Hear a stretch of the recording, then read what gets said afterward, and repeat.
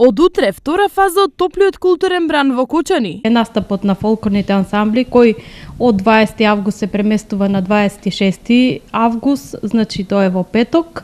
Другите остануваат според планираното во програмата.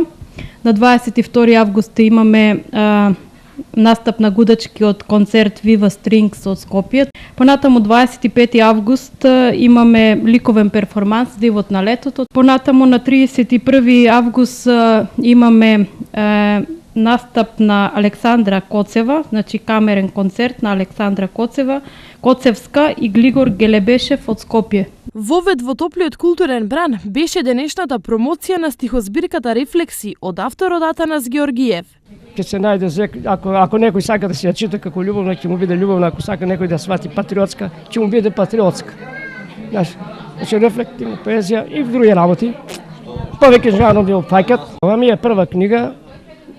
Пишувам нешто кратки раскази, ама тоа останува за понатамо. Сакам да го опфатам тоа мое рано детство, ако ми се оствари. На тоа ми се задача да работам.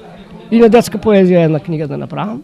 На ниво на регион, во склоп на втората фаза од топлиот културен бран, е предвидено одржување на 30 културни содржини во 7 општини. Содржините се различни и прилагодени за сечи вкус, главно концерти, театарски представи, книжевни промоции и изложби. Без културни манифестации оваа година останаа единствено руралните општини Карбинци, Зрновци и Чешиново Облешево. Тие ниту сами организираа нешто, ниту државата ги стави во својата програма.